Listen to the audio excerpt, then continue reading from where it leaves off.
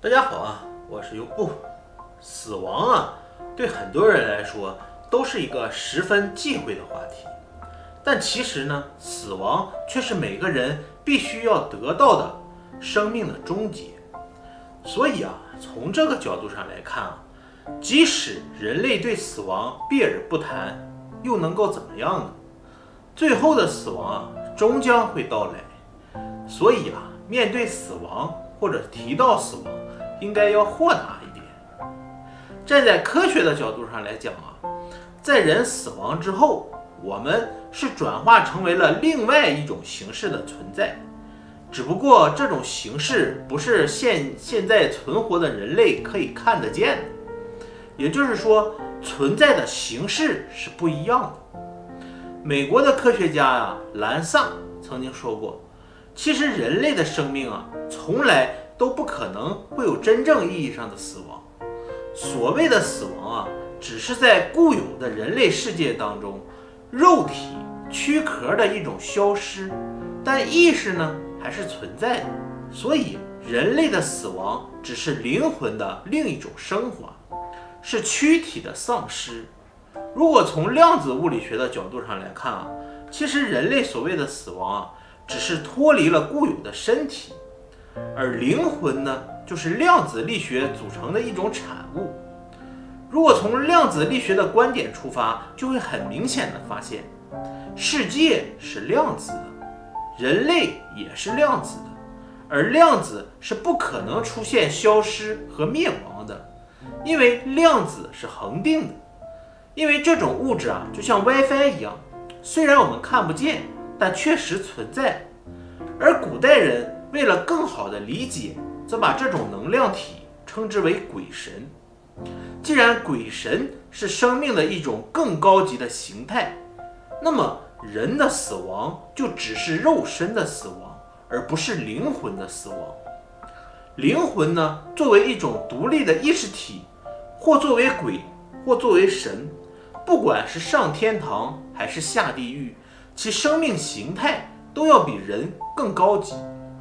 所以说，人肉体的死亡才是高级生命的真正开始。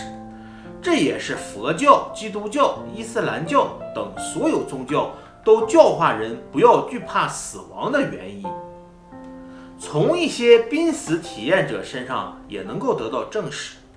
很多濒死体验者在谈到濒死感受时他们都说感受到了一种极大的轻松、快乐、愉悦。也是当人即将晋升到一种更高级的生命形态，怎么可能不喜悦呢？这样来说，人的肉身和灵魂的关系也就清楚了。人的肉身是短暂的，而人的灵魂也许是永生的。人的肉身不过是一个孕育灵魂或者寄养灵魂的花盆，当灵魂成熟就会自然离开。而相比于灵魂人的肉身真的谈不上高贵，就如佛教所说，不过是一副臭皮囊而已。不过我们不能就此而不珍惜或者不珍爱现在的生命。当我们明白这个道理时更应该珍爱我们现在的生命，因为我们的身体越健康，生命也就越长久，就给修炼灵魂赢得了更长的时间，就会使灵魂更成熟，就不会被宇宙智慧给退货回来，就不会再吃很多遍苦，受很多遍罪。佛教说的普度众生，就是为了达到这个目的。至此鬼和神的区别也就应该清楚了。鬼呢，就是那些在宇宙智慧眼里不合格的灵魂。宇宙的高级智慧所接收的灵魂也是有标准的，对于那些不完美或者有缺陷的灵魂，他们不会接收，不会让这些灵魂扰乱他们那个宇宙的秩序。所以对不可救药的灵魂，他们会把他们打入地狱，永世不得超生。而对于那些还可以教化的灵魂，会把他们遣送回来，让他们投胎转世，重新修炼。如果成了神，到了天堂或者西方极乐世界，就不会再依附肉身了。所以说，鬼神并不可怕，死亡呢也并不可怕。我们惧怕鬼神和死亡，只是因为我们对未知的恐惧，对生命理解的狭义，没有理解我们生命真正的意义。我们生命的真正意义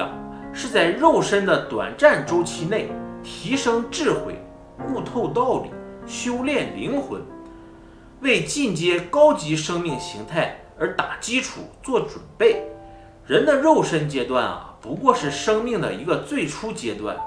如果在肉身阶段修炼不到位、不合格，肉身死亡后，灵魂就会被宇宙智慧退回，就要再回到肉身重新修炼，遭受苦难。这也是佛教所说的六道轮回。这样也就解释了人从哪里来到哪里去的问题，即人从宇宙中来到宇宙中去。人的肉身呢，来自于地球，人死后归还给地球，而灵魂呢，来自于宇宙，重新回到宇宙，也就是我们常说的尘归尘，土归土，宇宙的归宇宙。其实这些道理古今中外的高僧大德、智慧贤人早已经领悟参透了。佛祖也好，耶稣也罢，真主也好，他们都是宇宙智慧的最高级代表，在不同的区域用不同的方式来教化引导人的灵魂。可惜的是好多人就是愚钝，执迷不悟，只重物质享受，不重灵魂的修炼，只重现世的快乐，不管来世的艰难。他们总是拘泥于人类获得的那点可怜的所谓的科学知识，对一切未知和不理解的现象都视为虚无。殊不知，人类的生命形态和智慧级别，在博大精深的宇宙智慧面前是最初级的。所以我们还是在那些大德高僧、智者贤人的引领教化下，积德行善，提升智慧，修炼灵魂，为人造福吧，免得当我们的灵魂离开肉体时不能晋级，被宇宙智慧打回来，再次遭受轮回之苦。